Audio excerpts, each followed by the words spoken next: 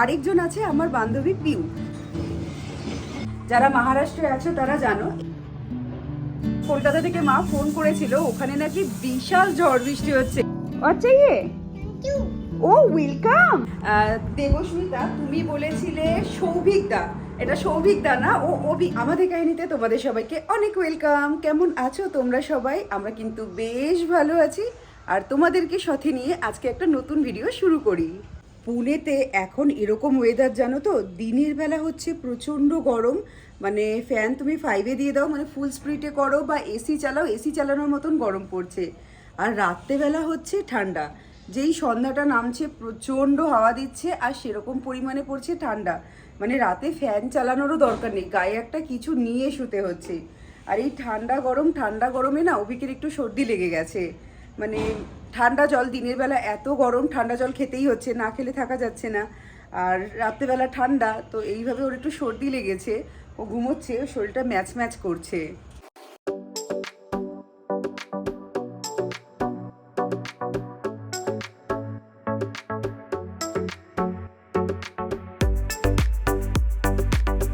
তোমরা অনেকেই জিজ্ঞেস করেছো আমি এত ইনরেগুলার কেন ভিডিও দিতে, বা এত লেটে লেটে ভিডিও কেন দিই। বেসিক্যালি কী হয় বলো তো, যখন একটা গ্যাপ পড়ে না ভিডিও দিতে দিতে, তখন আর ভিডিও বানিয়ে হয়ে ওঠা হয় না। মানে কীরকম বলো তো, ধরো আজকে 2 দিনের গ্যাপ পড়লো, 3 দিনের দিন যে ভিডিও বানাবো ভাবি, ক্যামেরাটা ধরার পরে মনে হয় কি কি দেখাবো, ওই তো ডেইলি লাইফ, বোরিং লাইফ, দেখানোর মতন কিছুই খুঁজে পাই না। মানে আমি নিজেই খুঁজে পাই না, তোমাদের কি দেখাবো। আরেকজন আছে আমার বান্ধবী পিউ, সে হচ্ছে, ওর সাথে ইউটিউব থেকেই আমার ইউটিউবের জার্নি থেকেই ওর সাথে আলাপ হয়েছে। ও হচ্ছে আমাকে মোটিভেট করার শীর্ষে রয়েছে, না তুমি যেরকম যাই করো, যাই হোক না কেন, তুমি ভিডিও দাও। তারপর দেখলাম না ঠিক আছে, অনেক ভালো ভালো বন্ধু বানিয়েছি ইউটিউবের থ্রুতে, তো তারা তো আমার লাইফ যেরকমই হোক না কেন সেটাই পছন্দ করছে, আর্টিফিশিয়াল তো কিছু নেই। আর ডেলি বাইরে ঘুরতে যাওয়া হয় না, তো এরকম যদি ভাবি তাহলে হয়তো আমি ভিডিওই দিতে পারবো না। তো সেই কারণে এখন ভেবেছি যেরকম আমি ডেলি না সরি, একদিন ছাড়া আমি ভিডিও দিই, সেরকম ভিডিওটা কন্টিনিউ করবো। কীরকম হবে ডেলিকার লাইফ সেটা তো জানোই, যে ডেলিকার লাইফে নতুনত্ব কিছুই থাকে না, কিন্তু যাই হোক সেটাই দেব। তো এটা নিয়ে মোটিভেশন নিয়ে আমি আবার ভিডিও দেওয়া স্টার্ট করে দিচ্ছি।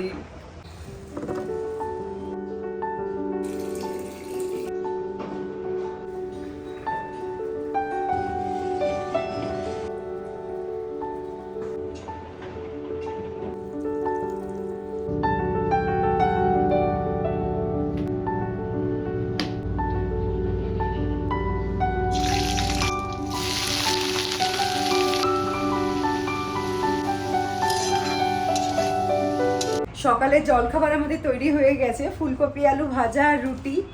আর এখন মাছটা বের করে রাখবো, দুপুরবেলার লাঞ্চে মাছ, মানে আমুদি মাছের চচ্চড়ি বানাবো, আর আগের দিনের মাটন আছে, আর একটু ডাল বানাবো। এই যে মাছগুলো এরকম বরফ হয়ে রয়েছে, ছাড়ানো আছে, বরফটা ছাড়ুক। আর হ্যাঁ, ফুলকপি আলু ভাজা দিয়ে না একটা ঠেচা নামে জিনিস হয়, এটা মহারাষ্ট্রে পাওয়া যায়। যারা মহারাষ্ট্রে আছো তারা জানো, এইটা হচ্ছে ঠেচা। এইটা দিয়ে যে খেতে কি ভালো লাগে, যে কোনো ভাজা ঠাজা কিছু, মানে রুটি বা পরোটার সাথে না দারুণ লাগে খেতে। ঠেচাটা প্রচণ্ড ঝাল হয়, কিন্তু ঝাল হলেও খেতে ভাল লাগে। আর এই ঠেচাটা আমি মহারাষ্ট্রে ফার্স্ট খেয়েছি, আমি যখন কলকাতায় ছিলাম কোনোদিনও এটা খাইনি, এটা মহারাষ্ট্রে ফার্স্ট।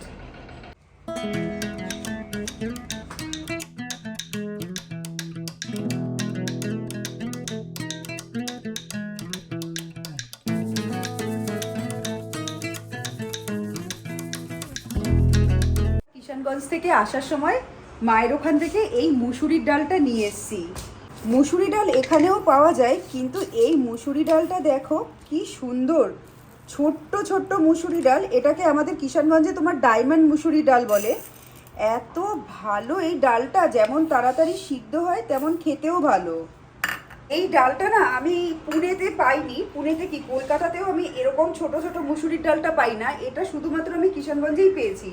মানে হয় না এক একটা জায়গার এক একটা স্পেশালিটি, সেটা হচ্ছে এই মুসুরির ডালটা কিষানগঞ্জের স্পেশালিটি। কিষানগঞ্জে শাকসবজিও ভালো পাওয়া যায়, কিন্তু এই ডালটা যেমন স্বাদ খেতে তেমন তাড়াতাড়ি গলে যায়, আর আমার তো খুব ভালো লাগে এই ডালটা।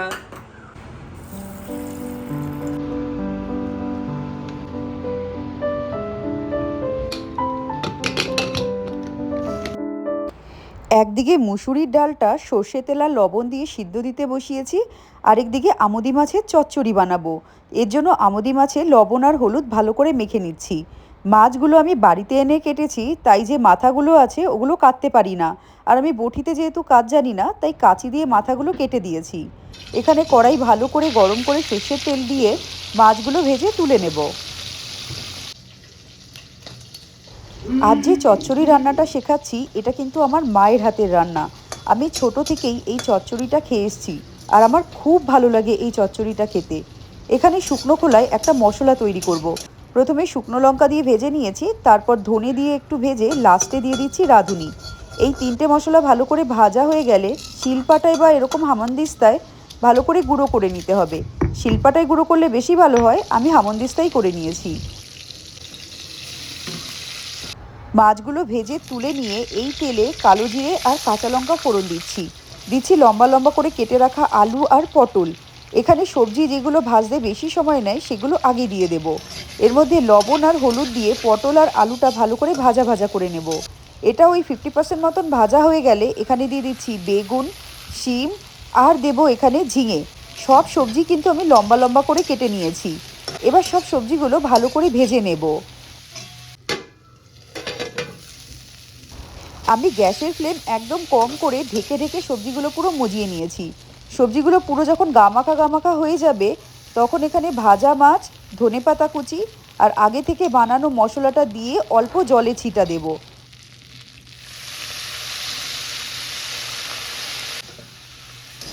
এবার সবজি মাছ ভালো করে মিশিয়ে গামাখা গামাখা হয়ে গেলে ব্যাস এই চচ্চড়িটা তৈরি। অন্যদিকে আমি যেইভাবে বাড়িতে রেগুলার মুসুরির ডাল বানাই তার জন্য কড়াইতে সর্ষের তেলে একটা শুকনো লঙ্কা ফোড়ন দিলাম আর দিলাম 5 ফোড়ন। একটু রসুন থেতো করা দিয়ে নেড়ে নেব। নেড়ে পেঁয়াজ কুচি দেবো, পেঁয়াজ কুচির মধ্যে লবণ দিয়ে ভালো করে ভেজে নেব। এবার এর মধ্যে ডাল দিয়ে দেব। আমি কিন্তু ডাল সিদ্ধর সময় হলুদ দিই না। হলুদ দিলে দেখা যায় অনেক সময় ডালগুলো সিদ্ধ হতে চায় না, সেই কারণে হলুদটা পরে দিলাম। ভালো করে ডাল ফুটলে ধনেপাতা কুচি দিয়ে নামিয়ে নেব। মুসুরির ডাল তৈরি।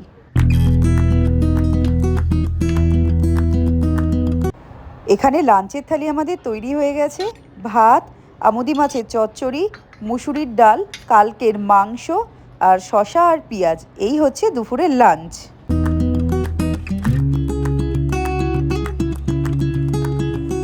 দুপুরে মাছের চচ্চড়িটা এত ভালো রান্না হয়েছে, মানে এরকম মাছের চচ্চড়ি থাকলে এক থালা ভাত একদম অনায়াসে খেয়ে নেওয়া যায়। আমার তো এরকম চচ্চড়ি হলে পরে আর কিচ্ছু লাগে না। আর কলকাতা থেকে মা ফোন করেছিল, ওখানে নাকি বিশাল ঝড় বৃষ্টি হচ্ছে। আর এখানে সূর্য দেখো এখন বাজে 6:30। আমার পিছনে কতটা দেখতে পাচ্ছ জানি না, এখানে সূর্য তো এখনো জল জল করছে। 6:30টার সময় এই অবস্থা এখানে।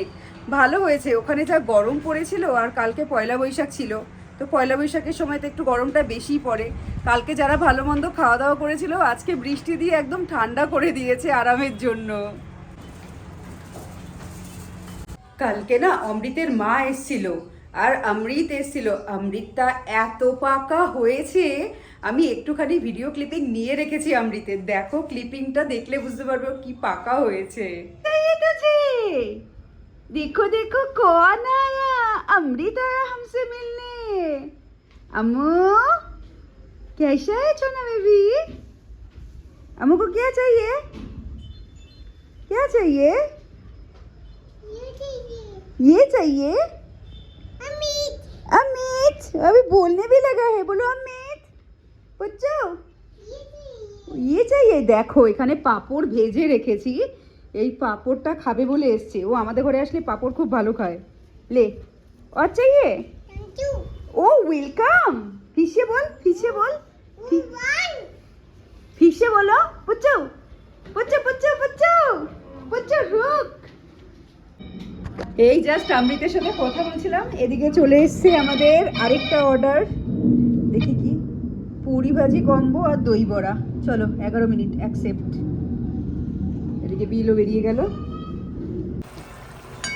তৈরি হয়ে গেছে এখানে তরকারি আমাদের লুচির, আর এইদিকে লুচির তেল গরম হচ্ছে।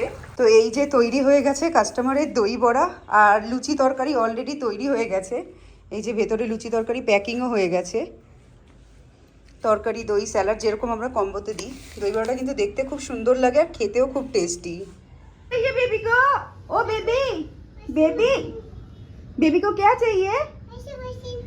मशीन चाहिए। ও নো নো। এখানে অভিক নিজেরটা নিজে বানিয়ে নিচ্ছে রাতের ডিনার। হচ্ছে চিড়া ভাজা আর এর সাথে থাকবে ছোলা, আর সাথে একটা পোচ থাকবে। আর আমার জন্য এখানে হচ্ছে পরোটা ভাজা, কারণ আমি ওই চিড়া ভাজা দিয়ে ওটা খাবো না, আমি পরোটাই খাবো রাত্রেবেলা। তো আমার জন্য আমি পরোটা ভেজে নিচ্ছি। আর এই যে ছোলা ভাজাটা রয়েছে, এইটা যেটা দেখছো, এইটা কিন্তু আমি শাশুড়ি মার থেকে শিখেছি বানানো। এটাকে বেসিক্যালি আমার শাশুড়ি মা নেপালি বলতো, নেপালে ফার্স্ট খেয়েছে, সেই জন্য এই রান্নাটার নাম নেপালি। খেতে খুব ভালো লাগে। বেসিক্যালি এটা ছোলা ভাজা, কিন্তু অনেকক্ষণ ছোলাটাকে ভালো করে ভাজতে হয়। অন্য কোনো সময় রেসিপি দিয়ে দেবো। আর এটার সাথে অভিক খেলে চিড়া ভাজা দিয়েই খায়। আমি পুরো প্লেটটাও রেডি করে দিচ্ছি, আমি ফটো তুলে মানে ভিডিওতে নিয়ে দেখাচ্ছি পুরো প্লেটটা কেমন হচ্ছে। অভিকের ডিনার প্লেট, এটা চিড়া ভাজা, এই যে ছোলা, পেঁয়াজ কুচি, ডিমের পোচ। ও এটা খুব ভালো খায় এই কম্বিনেশনটা। আর হ্যাঁ, এই যে অভিক রেডি হয়ে গেছে। দেবস্মিতা, তুমি বলেছিলে সৌভিকদা, এটা সৌভিকদা না, ও অভিক, ABHIK, অভিকদা, ঠিক আছে। আর অভিকের এখন শরীর কেমন আছে ও নিজেই বলবে। অনেকটা বেটার আছি, আজকে সকাল থেকে অনেকটা বেটার ফিল করছি। আচ্ছা, এখন সুস্থ তো তুমি? এখন সুস্থ। আর এটাতে আরেকটা জিনিস বলার ছিল, এর সঙ্গে আরেকটা জিনিস মিসিং আছে যেটা আমার ভালো লাগে, সেটা হচ্ছে বিকাজির যে সেও ভাজাগুলো আছে, সেটা দিলে বেশ ভালো লাগে। আনতে ভুলে গেছিস? আচ্ছা, তাহলে আজকের ভিডিওটা তুই শেষ কর। আচ্ছা, আমি পিছন থেকে দাঁড়া, আমি পিছনে শেষ করবো। হ্যাঁ, আসছি, তোমরা দুজনেই আসছি। হ্যাঁ, হোপফুলি আসছি। হ্যাঁ, চলো আজকে ভিডিওটা তাহলে আমরা এখানেই শেষ করছি, খেতে খেতে আমার ফেভারিট ডিনার। চ্যানেলটা ভিডিওটা ভালো লাগলে লাইক করো, চ্যানেলটাকে শেয়ার করো আর সাবস্ক্রাইব করো। এবার আসছি, টাটা।